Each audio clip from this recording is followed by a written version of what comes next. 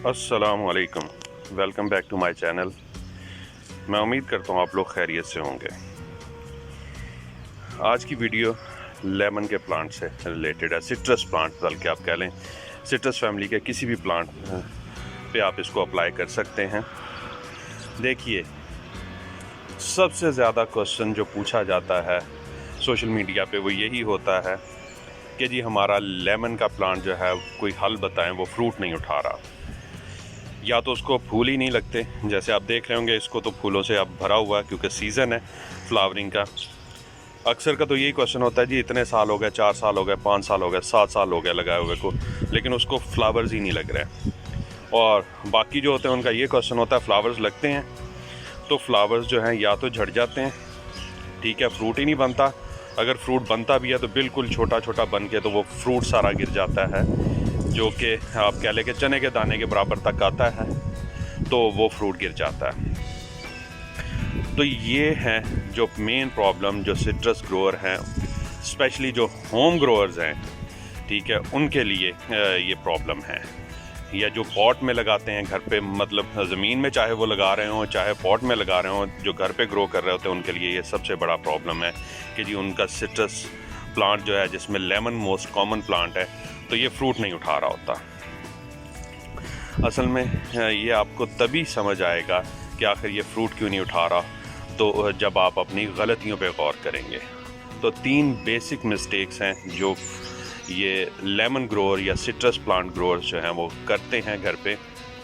उनमें से सबसे पहली गलती ये है कि इसको फीड नहीं करते, खाना नहीं देते। देखें, जब प्लांट पे को खाना ही नहीं मिलेगा तो बताइए वो फ्रूट कहाँ से उठाएगा। जब उसमें जान ही नहीं होगी तो उसमें कुछ सेहत ही नहीं होगी, उसकी कोई ग्रोथ नहीं होगी प्रॉपर, वो फ्रूट कहाँ से उठाएगा।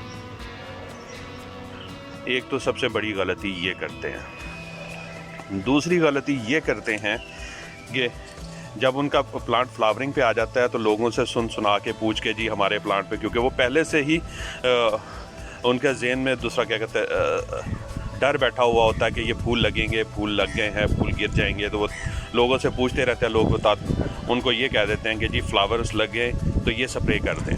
ये दूसरी बड़ी गलती है। देखिए, फीड करना है आपने तो फूल लगने से पहले करना है, वो अभी मैं बताता हूँ कि कैसे करना है।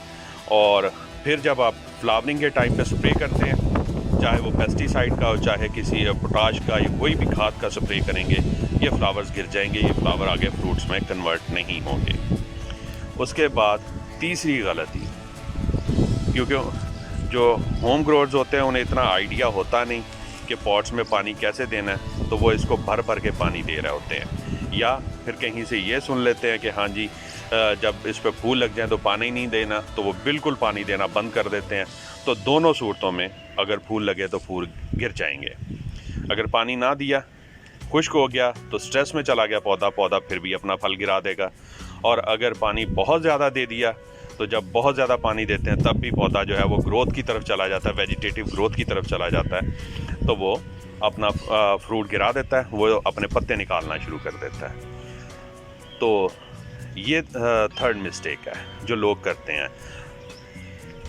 तो ये 3 बेसिक मिस्टेक्स हैं जो कॉमनली लोग कर रहे होते हैं और उन्हें पता नहीं होता, और उसी वजह से उनका प्लांट जो है वो फ्रूट नहीं उठा रहा होता, लेमन प्लांट। अगर आप इन तीनों मिस्टेक्स को दुरुस्त कर लें तो ऑटोमेटिकली आपका प्लांट भी फ्रूट उठाएगा, आपके प्लांट भी फ्लावर्स आएंगे। जैसे ये फ्लावर्स आपको नज़र आ रहे होंगे, इस प्लांट पे हैं।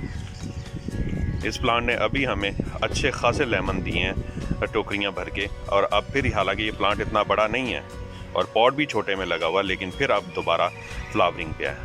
और इसके पीछे रीज़न यही है कि इसको टाइमली फर्टिलाइज़ किया गया है।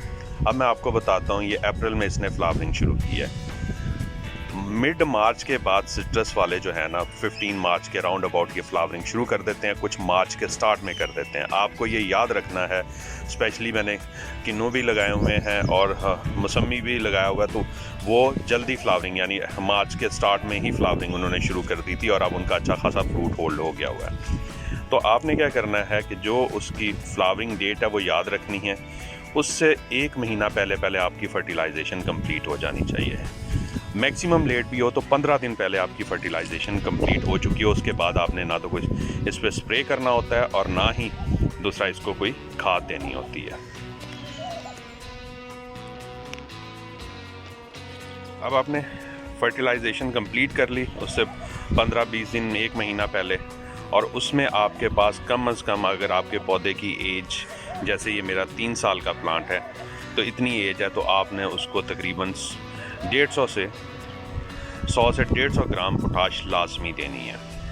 ऑर्गेनिकली दें या इनऑर्गेनिकली दें। ऑर्गेनिकली देंगे तो वो बहुत मुश्किल हो जाएगा, क्योंकि बनाना जो पेल्स हैं यानी उनका जो केले का छिलका उसको यूज़ करते हैं पोटाश के लिए, तो वो इतनी आप पोटाश कभी नहीं पूरी कर सकते। इसलिए आपको बेहतर यही है कि जो मार्केट में पोटाश मिलती है वो लाएं, तो दूसरा क्या कहते हैं वो आप यूज़ करें। वो 100 ग्राम लेकिन एक ही दफ़ा नहीं देनी, 10-10 ग्राम करके आपने 10-10 दिन के वक्फे से वो इसको देनी है। एटलीस्ट इतनी पोटाश आप पॉट में दें। लेकिन अब मैं फिर बता रहा हूँ, पॉट छोटा होने के बाद, अगर आपका 22 इंच या 24 इंच का पॉट है तो आप 250 ग्राम तक पोटाश देंगे। ये मेरा जो पॉट है ये 16 इंच का पॉट है, मैं उस हिसाब से आपको बता रहा हूँ। तो पोटाश दें और साथ इसको बाकी फर्टिलाइज़र्स भी दें। कंपोस्ट अच्छी खासी क्वांटिटी में इसको कंपोस्ट दें। तकरीबन अगर आप गोबर खाद दे रहे हैं तो आप उसको मैयर करके 2 kg के करीब इसको गोबर खाद देंगे। लेकिन वो भी किस तरह, फुली डीकम्पोज, 3-1 साल पुरानी हो। वर्मी कंपोस्ट हो तो आप इसको तकरीबन 1/2 kg वर्मी कंपोस्ट देंगे, लेकिन एक दफ़ा में नहीं, 15 दिन के गैप के साथ। यानी थोड़ी सी डाल दी, तकरीबन 250 ग्राम डाल दी, फिर उसके बाद 15-20 दिन का गैप दिया और फिर उसके बाद डाली। तो इस तरह करके आप इसको खाद देंगे। तो ये होगी इसकी फर्टिलाइजेशन। फिर इसके बाद जब ये फ्लावरिंग स्टार्ट कर देना तो उसके बाद आपने कोई स्प्रे नहीं करना इसके ऊपर, ना पेस्टिसाइड का ना ही किसी और खाद का कि जनाब ये स्प्रे कर दें इससे फ्रूट होल्ड हो जाएगा। नहीं, कोई स्प्रे नहीं करना। फिर आप फर्टिलाइजेशन या स्प्रे तब करेंगे जब आपका ये जो फ्रूट है ये तकरीबन आप कह लें कि जो देसी बेर है उस साइज़ का हो जाए, या एटलीस्ट जो हाइब्रिड चना होता है उसके साइज़ का हो जाए। यानी उसके बाद आप इस पर कोई स्प्रे कर सकते हैं। इसको फर्टिलाइजेशन तब आप शुरू करेंगे और तब इसको फर्टिलाइज़र देंगे। ठीक है, लाइक अगर मैं साइज़ दिखाऊं तो ये इसका कुछ फ्रूट होल्ड हो गया हुआ है, ये आपको नज़र आ रहा होगा। साइज़ इस साइज़ का हो जाए। मैं अभी आपको जूम करके दिखाता हूँ। इसकी एबिलिटी ये होती है कि ये आप पहला फ्रूट उतार रहे हैं, साथ साथ अभी ये पहला फ्रूट भी खड़ा होता है तो दूसरा फ्रूट भी इसके ऊपर लगना शुरू हो जाता है। तो इस पे पूरा साल फल लगते रहते हैं। तो ये मैंने आपको बता दिया फर्टिलाइजेशन और स्प्रे का। अब आ जाए सेकंड गलती जो पानी की आप करते हैं।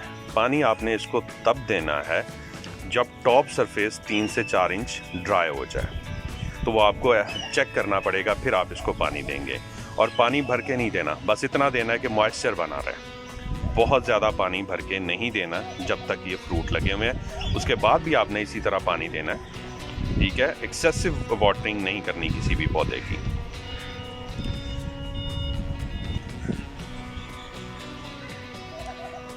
और एक चीज़ मैं आपको बता दूं, जब आपका फ्रूट ख़त्म हो जाए, ठीक है, ये उस टाइम के करने का काम है। उसके बाद आपने इसकी ब्रांचों की थोड़ी थोड़ी ट्रिमिंग करनी है। क्यों? क्योंकि हमेशा आप गौर करेंगे तो नई जो ब्रांच निकलती है फ्रूट उस पे ज़्यादा लगता है। ठीक है, नई ब्रांच पे फ्रूट आता है तो वो ट्रिमिंग करेंगे, वहाँ से नई ब्रांचेस निकलेंगी। जैसे ये मैंने ब्रांच काटी थी तो अब यहाँ से 3 ब्रांचेस निकल आई हुई हैं, तो ये उसके बाद नई ब्रांचेस पे फ्रूट लेता है। तो जब भी फ्रूट ख़त्म हो जाए तो आप हल्की सी ट्रिमिंग कर दें। पूरा ना काटें, लेकिन थोड़ी थोड़ी 2-2, 3-3 इंच ब्रांचेस को काट दें ताकि वो ट्रिमिंग हो जाएगी और फिर उससे नई ग्रोथ आएगी और हैवी फ्रूटिंग भी होगी।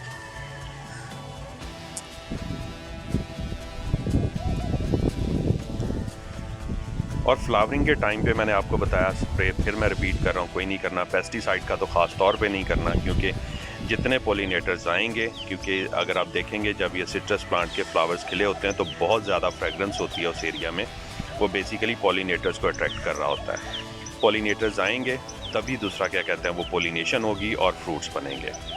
तो इसलिए पेस्टिसाइड का स्प्रे, तो किसी किस्म के भी पेस्टिसाइड का स्प्रे आपने फ्लावरिंग सीज़न में नहीं करना, और ना ही आपने किसी फर्टिलाइज़र का स्प्रे करना है। देखिए, जब ये पौधा ज़मीन में लगा होता है ना, तो इसको आप 1 महीना भी पानी नहीं ना देंगे मार्च के महीने में तो ये सरवाइव करेगा, कुछ नहीं होगा। गमले में थोड़ा प्रॉब्लम हो जाता है, गमले में आपको इसे पानी देना ही पड़ेगा। तो चलिए मैं एक अंदाज़ा आपको बता देता हूँ कि जितना आप रूटीन में पानी देते हैं आपने उसका 1/4 देना है। अगर आप 2 दिन छोड़ के पानी देते हैं आपने 4 दिन बाद देना है, और पानी जितना देते हैं उसका 1/4 आपने पानी देना। अगर आप 2 लीटर देते हैं तो आपने आधा लीटर पानी देना है इसको। तो इस तरह इसको लेके चलेंगे तो ये फ्रूटिंग करेगा। हाँ, यहाँ मैं एक और चीज़ आपको बताऊँ, कमर्शली जब ये लोग उगाए जाते हैं, जो बाग लगाते हैं लेमन के, सिट्रस के, तो वो जब फ्लावरिंग पे आते हैं ये पौधे, तो तब ना या तो इस पे गुड़ का स्प्रे करते हैं या फिर शहद का स्प्रे करते हैं, हनी का, ताकि ये पॉलिनेटर्स को अट्रैक्ट कर सकें। जितने ज़्यादा पॉलिनेटर्स आएंगे वो पौधे इन फ्लावर्स पे बैठेंगे, उतनी ही अच्छी पॉलिनेशन होगी और उतना ही ज़्यादा फ्रूट सेटल होगा।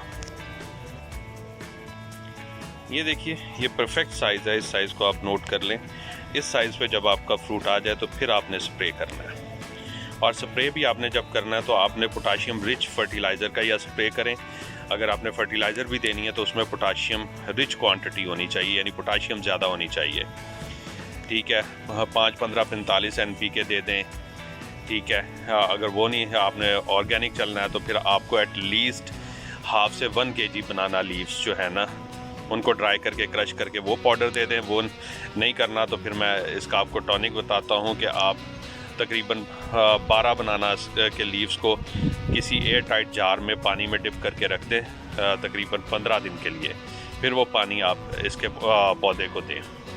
उसमें ये होगा कि आप हर दूसरे दिन उस जार को खोलेंगे, उसमें गैस बनी होगी, वो गैस को रिलीज़ करेंगे और फिर दोबारा उसको एयर टाइट कर देंगे। इसी तरह रखेंगे तो फिर वो पानी इस पौधे को देंगे तो बहुत अच्छे से फ्रूटिंग चलेगी। और उसी पानी का स्प्रे कर दें तो और भी अच्छी बात है।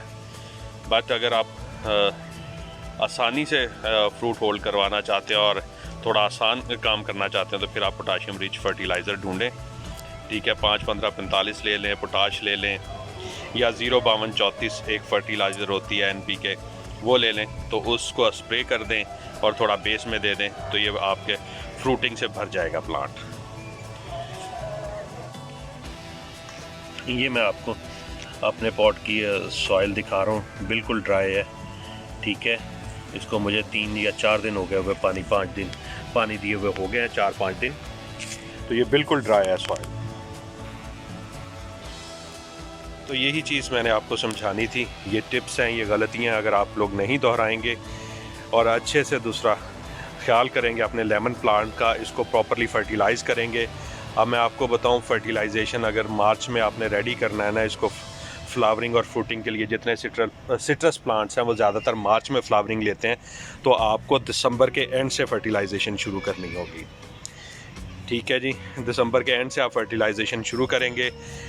इसको बैलेंस फर्टिलाइज़र देंगे, कंपोस्ट देंगे अच्छी क्वांटिटी में, जो कि मैं ऑलरेडी आपको बता चुका हूँ कि किस तरह आपने देनी है।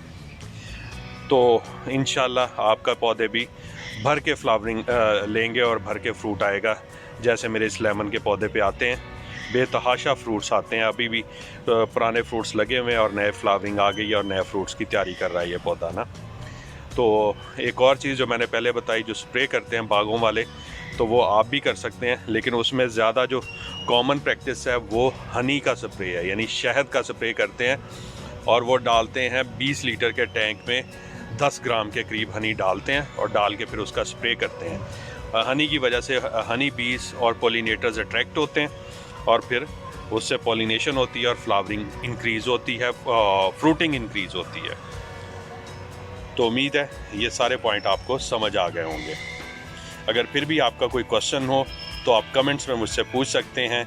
इंशाअल्लाह मैं आपको अक्टूबर में जब मैं इनके लिए एक स्पेशल कंपोस्ट तैयार करूंगा तो वो भी मैं आपसे शेयर करूंगा, जो नॉर्मली मैं यूज़ करता हूं।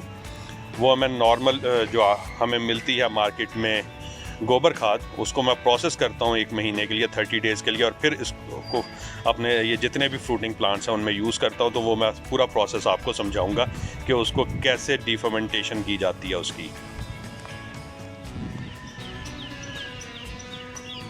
उम्मीद है मेरे पॉइंट्स आपको समझ आ गए होंगे। तो आप इसको फॉलो करके आप लोग भी अच्छे से फ्रूटिंग ले सकेंगे। तो अब मुझे इजाज़त दीजिए, दुआओं में याद रखिएगा। अल्लाह हाफिज़।